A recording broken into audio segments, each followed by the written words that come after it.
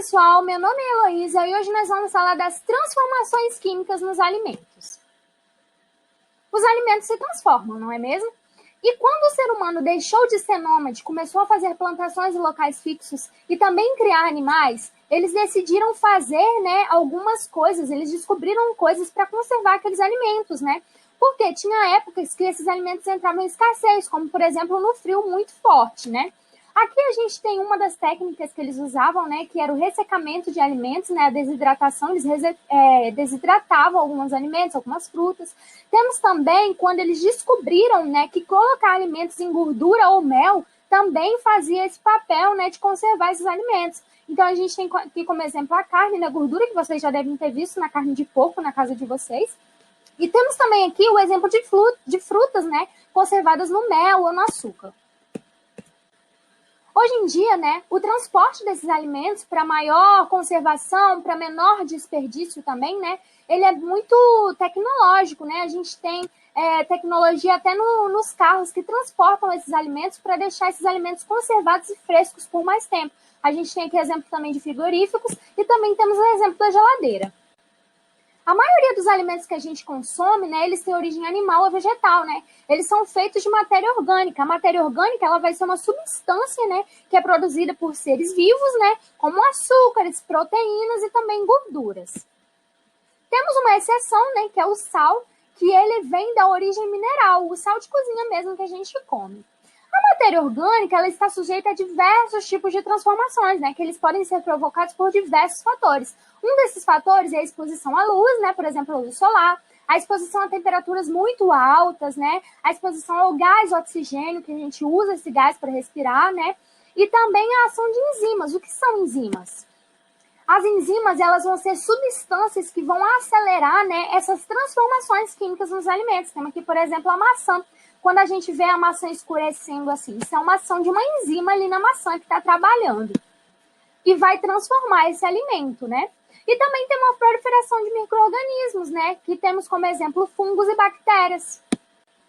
E essas transformações, que são causadas por enzimas e micro-organismos, elas são as principais responsáveis pela deteriorização dos alimentos, E elas podem causar doenças, podem causar intoxicação alimentar. As doenças a gente já conhece, que tem muitas bactérias que causam doenças. Por isso é importante ter cuidado, para ver se aquele alimento está bem conservado, se não tem nenhum fungo ali, como por exemplo nessa foto bolô no pão, E aqui a gente tem foto de uma cultura de bactérias que é feita lá no laboratório, Mas essas bactérias, elas podem sim ser encontradas nos nossos alimentos. E esses micro-organismos, como fungos e bactérias, eles podem viver sobre o alimento e também podem viver dentro do alimento, Porque eles vão se alimentar, tirar os nutrientes desses alimentos para eles sobreviverem. E essa ação desses micro-organismos, nesses alimentos, ele vai levar o alimento ao apodrecimento, que é a decomposição. E a decomposição, ela é natural e essencial, para o ambiente, porque ela vai estar ali devolvendo, os nutrientes de volta para a natureza. Hoje em dia, a gente tem muitas técnicas, responsáveis por retardar as transformações que deterioram os alimentos, E essas transformações, essas técnicas, elas vão levar em conta, cada tipo de alimento, e como a gente quer conservar ele. Um desses tipos de técnicas, é a ação do calor, que ela tem várias técnicas que conservam, por base da fervura e do cozimento, por base do calor. E elas podem ser utilizadas em alimentos que não são sensíveis ao calor, ou seja, alimentos que são sensíveis ao calor, como o suco de frutas, elas não podem ser utilizadas. E as técnicas mais utilizadas de ação do calor é a pasteurização, que quando a gente coloca o alimento em alta temperatura, como por exemplo 80 graus Celsius, ele vai passar por ali em poucos segundos e depois vai ser colocado em uma baixa temperatura, como por exemplo 30 graus, E ele vai ter ali a morte de alguns micro-organismos. Daí a gente vai ter um leite, por exemplo, de média vida, que não pode ficar tanto tempo ali na prateleira. Mas a gente tem a ultrapasteurização, que vai formar, por exemplo, o leite de longa vida, que pode ficar bastante tempo ali na prateleira, mais do que o outro, Que ele vai passar por uma temperatura muito mais elevada, por exemplo, 150 graus Celsius, e depois vai ser resfriado numa temperatura de 32 graus, Então a gente vai ter a morte de bastante micro-organismos, o que vai fazer com que essa conservação seja maior. Ei, gente, agora eu vou estar falando para vocês sobre a ação do frio. Bom, As baixas temperaturas, elas também inibem, né, a ação de micro-organismos presentes nos alimentos, né, como também a ação das enzimas, conservando assim os alimentos por mais tempo. Por exemplo, na técnica de refrigeração, o alimento ele é mantido de 0 a 7 graus Celsius, né, e pode ser conservado por alguns dias. Já no freezer, as temperaturas são abaixo de 0 graus, né, atingindo aí menos 18 graus Celsius. E a atividade de micro-organismos é inibida nessa condição. Dessa forma, os alimentos se mantêm conservados por meses, como por exemplo, ali eu coloquei, né, um morango congelado e a carne também, entre outros. Na técnica de desidratação, é retirada a água, né, dos alimentos. Como vocês sabem, os micro-organismos, como os outros seres vivos, não sobrevivem, né, sem água. Por isso, a técnica de desidratação é excelente, né, para a conservação dos alimentos por mais tempo. Aí eu coloquei os exemplos, né, de frutas como maçã, banana, laranja, como também, né, tem os grãos de café, que são secados, né, ou no terreiro ou pelo secador, que é uma técnica comum, né, no cotidiano de quem vive na roça, como também processo de produção de alimentos como o leite em pó. Já a técnica de defumação, né, é uma técnica utilizada há séculos, na qual o alimento é posto à fumaça, sendo comum na conservação de carnes. Na roça, né, pelo menos aqui em casa, a gente produz linguiça e coloca na fumaça, aumentando a durabilidade, né, da carne.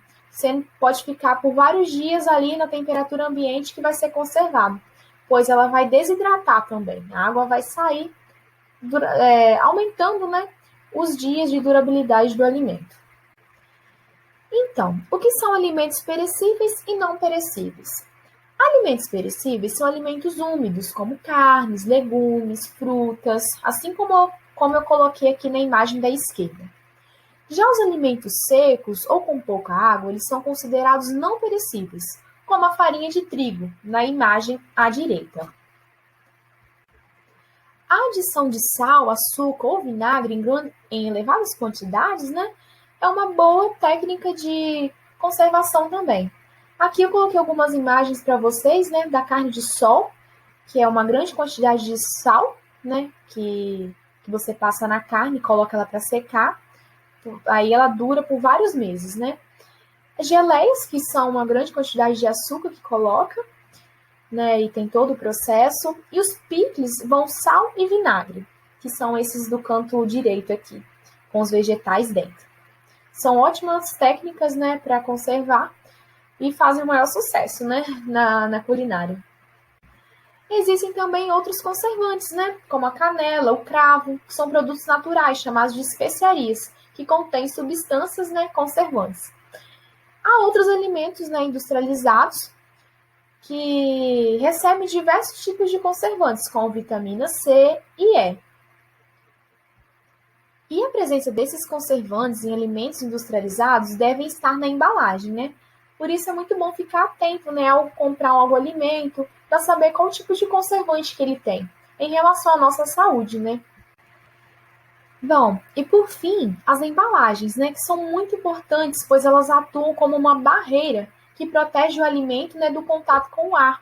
São muito importantes para conservar o alimento também, né, e protegê-lo, né, de micro-organismos. No caso das embalagens opacas, a embalagem também protege contra o contato da luz do alimento, né?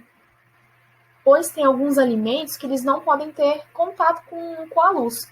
Por isso que tem algumas embalagens que são coloridas, né? Vermelhas, entre outras cores. Já alguns produtos, eles são embalados a vácuo. Isto é, né? O ar é removido da embalagem, favorecendo a conservação. Como vocês podem ver, a carne de sol, né? Aqui na imagem à direita. O bacon a gente costuma encontrar também, e entre outros. E é isso, gente. Muito obrigada pela atenção e até o próximo vídeo.